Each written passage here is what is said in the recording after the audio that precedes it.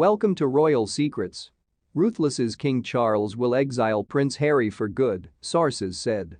According to the Daily Beast, King Charles is planning to follow the strategy used by the royal family to resolve the dilemma caused by Edward VIII, the king who abdicated in 1936 and was forced to spend the rest of his life outside the United Kingdom, leaving Prince Harry facing a life of exile.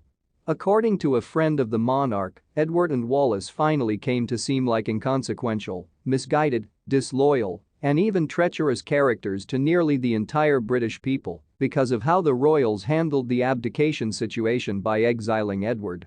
The Queen Mother in particular put in a lot of effort to support this skillful operation. The same thing is now taking place with Harry and Meghan and will only accelerate over the coming years while King Charles is in power. Of all, a second son who goes astray poses considerably less of an existential threat to the monarchy's structure than a king who goes astray.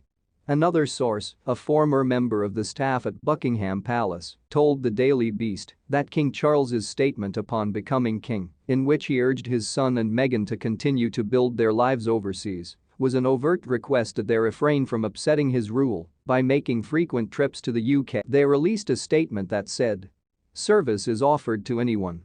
The question of them visiting the UK frequently for 2 years was effectively put on hold by the pandemic that struck the world just weeks after they left the royal family and the birth of baby Lilibet, even though the Queen, as far as is known, did not order them to live abroad.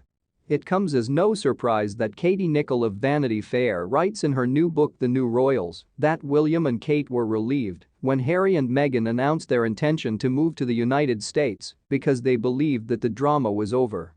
But it is untrue, contrary to popular belief, that they have abandoned the notion of playing a big role in British public life.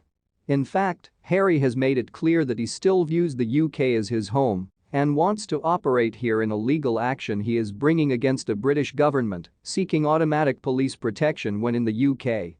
The UK will always remain Prince Harry's home and a place he wants his wife and children to be safe in, Harry's legal team wrote in a January 2018 submission.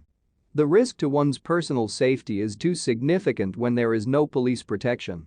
It goes without saying that he does wish to return to meet family and friends and to continue supporting the charities that are so dear to his heart, Harry's lawyer said at a court hearing in February. Charles probably gets shivers at the thought of Harry returning every few weeks to make appearances in front of the people. Therefore, even though the courts should ultimately decide Harry's security, it is probably safe to assume that the establishment won't use any influence to give Harry what he wants. The fact that Harry and Meghan's unexpected visit to the UK at the beginning of this month, following the announcement of what was to be a 4-day whirlwind trip supporting charities close to their hearts, that phrase again, completely dominated royal news feeds for days on end, will be kept in mind by Charles's advisors. The palace was extremely irritated about the trip since the pair appeared to be performing engagements that were identical to their prior royal duties. Then, of course, the Queen passed away, turning the 4-day trip into a 2-week-plus epic. The couple finally returned to their children on September 20, according to Page 6, after arriving, it is believed, on September 4. One plausible explanation for Harry's treatment in the days following the Queen's passing and at her funeral is that it was part of a plan to downplay Harry's significance by changing the way people perceive him in society from Prince Harry, sixth in line to the throne, to Prince Harry, minor, non-working royal who lives overseas. The last 2 weeks gave the palace an unheard-of chance to bring Harry and Meghan back into sharp relief if they had attempted to meld their current identities as regular citizens with their former identities as royals through humanitarian endeavors. The seating arrangements during the Queen's burial, which humiliatingly denied Harry a front-row spot in favor of his cousins Peter and Zara Phillips, provided the clearest instance of this. According to palace insiders, there was no snub, and the seating was chosen solely based on age. Harry's expression and his reluctance to sing God Save the King suggested that he had a different perspective. He knew all too well that for the second son of the king to be second-rowed in favor of his cousins on account of their age was, if not a slight, then most definitely a significant recalculation of the royal pecking order, which historically has granted privilege on the basis of order of precedence. This served as one last reminder of Harry's new humble position as an outsider. The scene was set on the day of the Queen's passing, when Harry was denied a seat on the military jet that took William, Andrew, and Edward to the Queen's hospital bed in Scotland.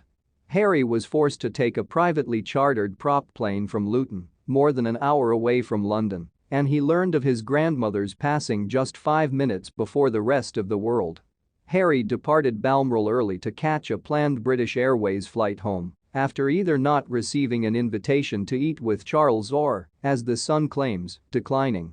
Then Charles made it clear that it was entirely within his power to permit him to wear uniform, had he been so inclined, by ordering Harry to do so during his vigil for the Queen.